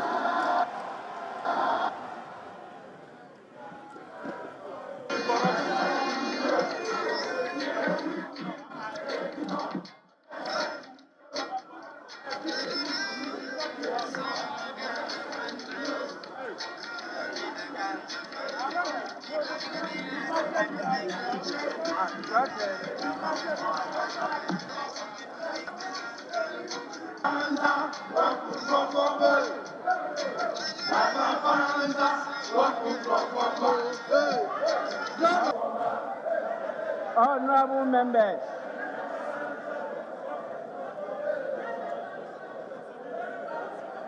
honorable members,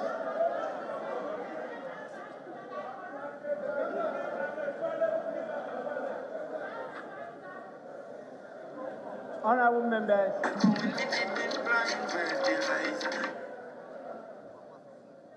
honorable members,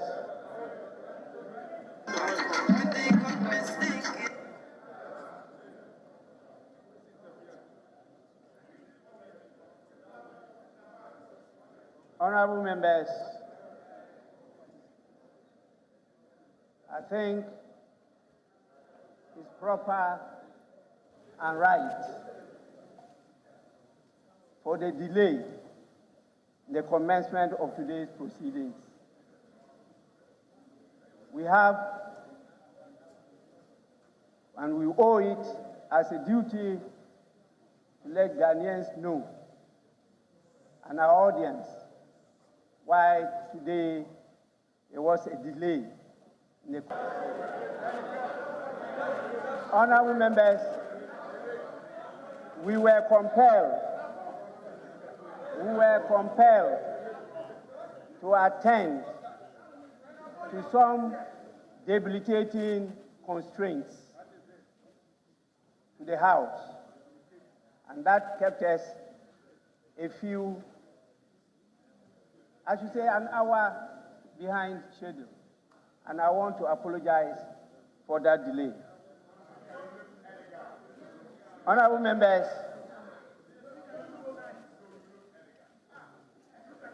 we have with us Dr. Hassan Ayariga,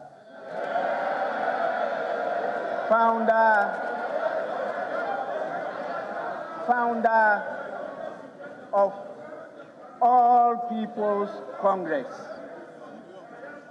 We also have in our midst Mr. Ivor Kobina Greenstreet, who, as you all know, is a former Convention People's Party flag bearer. We also have the leader of the Liberty Party in the person of Mr. Kofi Akpaloo. Honorable members, the last but not the least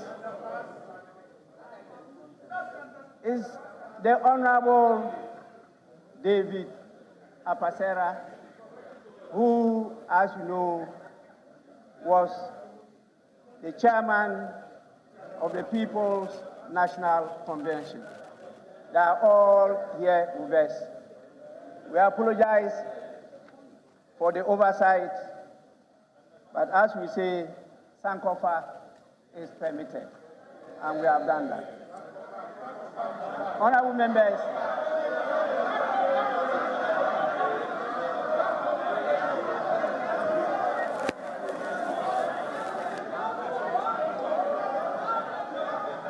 honorable members, honorable members,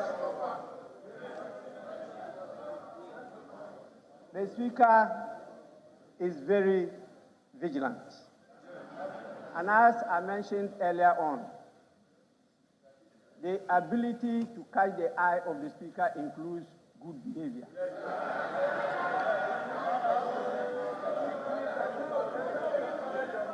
And if for 4 years you are here and you are not able to catch the eye of the Speaker, I'm sure the good people of your constituency will not accept you again. So please, kindly abide by the code of conduct which you yourselves approved here on the floor of the House. With this, I want to, in accordance with Standing Order 72-4, convey to His Excellency, the President, the gratitude of the House for the address.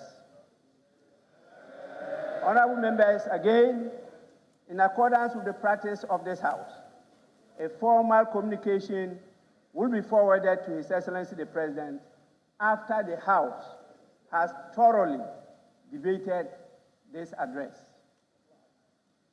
I want to thank all of you for your cooperation, but to emphasize that Ghana is out. Actually, we are down, but not out. And Ghana will rise again.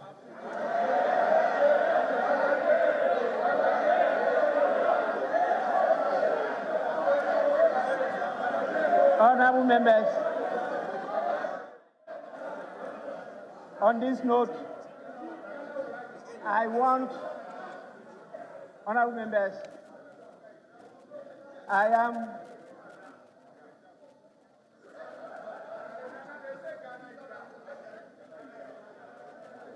want to call on the majority leader to indicate the nature of the business on the floor. I don't want to go direct to tell him that this is an indication for him to move for an adjournment of the session. I say I don't want to.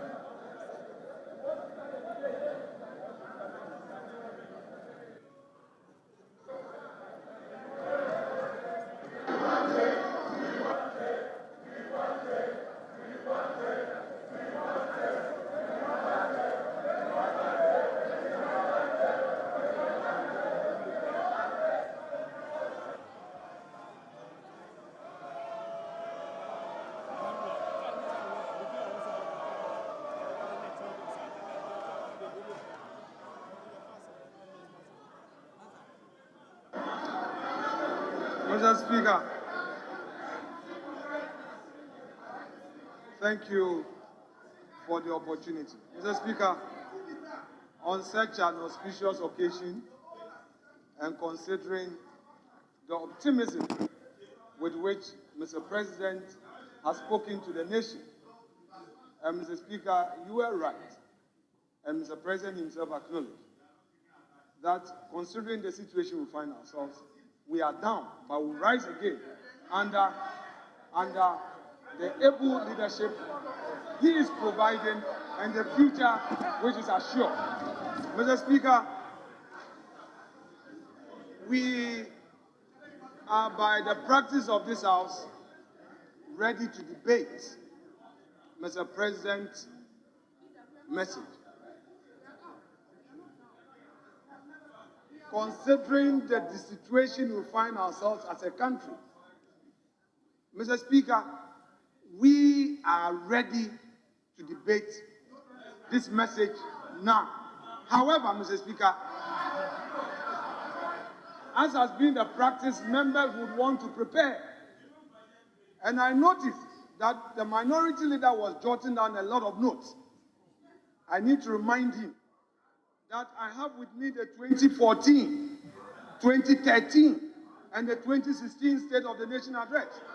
And all of these were full of lamentations. So, Mr. Speaker, I don't know what he was actually jotting down. But if it was a debate he was preparing for, Mr. Speaker, I want to assure him that we will face him with this optimism and remind him of the lamentations of 2013, 2014, 2015, and 2016. Mr. Speaker, without more, I shall pray that this House be adjourned to tomorrow at 10 in the forenoon or soon thereafter. Mr. Speaker, I so move, and I urge my colleague to second the motion. That is a practice. He should second. He should just second. Today is not for debate. Mr.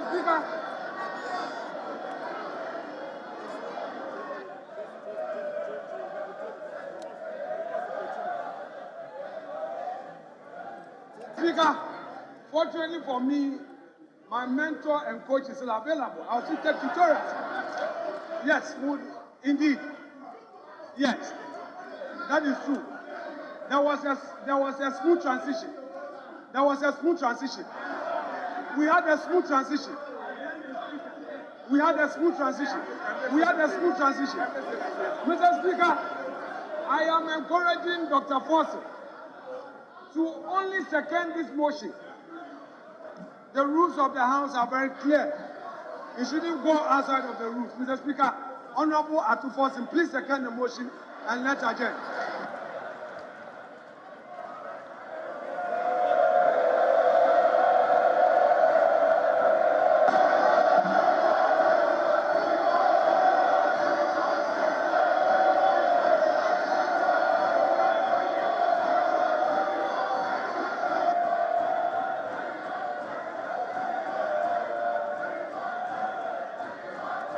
Honorable members, honorable members,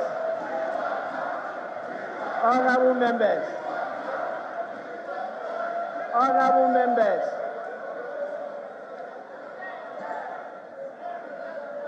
Yes, Minority Leader.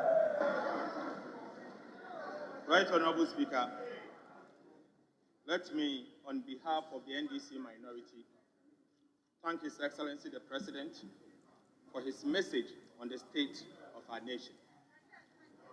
But, Mr. Speaker, the unemployment situation in our country is at a critical point. Mr. Speaker, the Hansard will record me today. Mr. Speaker, the unemployment situation in our country is at a critical point. Yet, we did not hear a word from our president on this matter. Mr. Speaker, out of 33 million population, only 11.3 million are employed. This number includes peasant farmers. Mr. Speaker, the difference between the 33 million and 11.3 million is what I call ninja. No income, no jobs, no assets.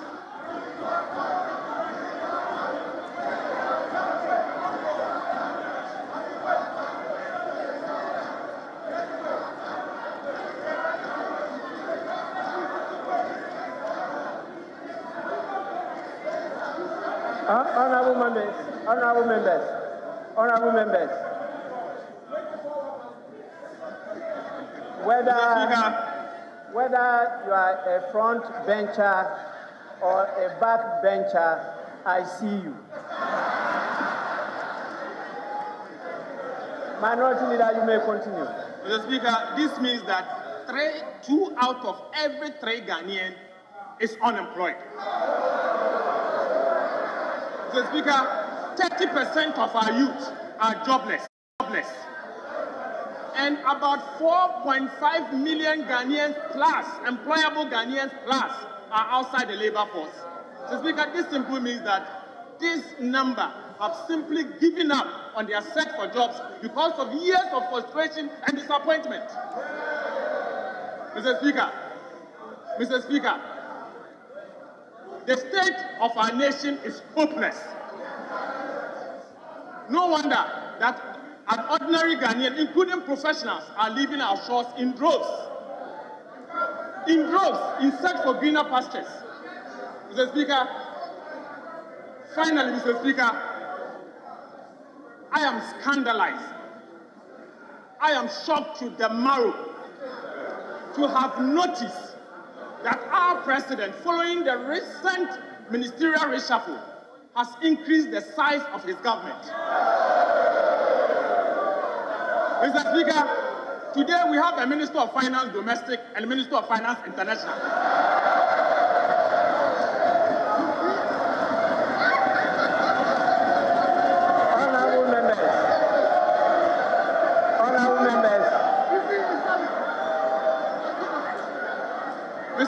Honorable members, Mr. Speaker, $1 today is 13 cedis. During the time of President Mahama, $1, 3 cedis, 80 pesos. Mr. Speaker, a vote for Alhaji Bawumia is a vote for President Akufo-Addo's terror. Mr. Speaker, to conclude on this matter, Ghanaians voted for Vice President and are paying for the Vice President to support you to succeed. Mr. Speaker, you cannot fail, if the President cannot fail alone. The President will have to fail together with the Vice President. So, Mr. President, you have failed with your Vice President. Mr. Speaker, I conclude by saying that Ghanaians will not miss President Akufo-Addo and Alhaji Bawumia. We know you are going. We can only wish you bye-bye. But you will never be missed. Mr. Speaker, I second the motion.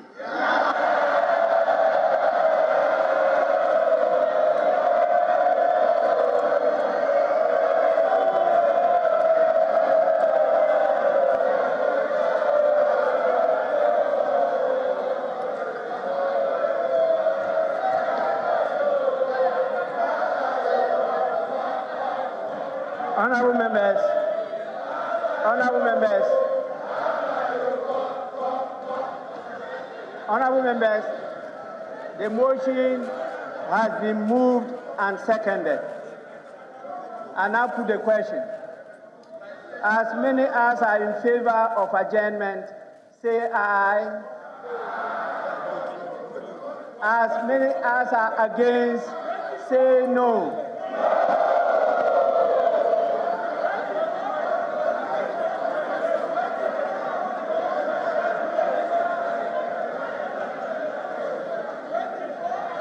Honorable members, I put the question again.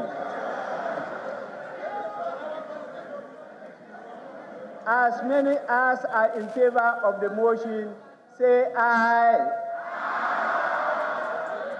As many as are against, say no. Honorable members, I think the ayes have it.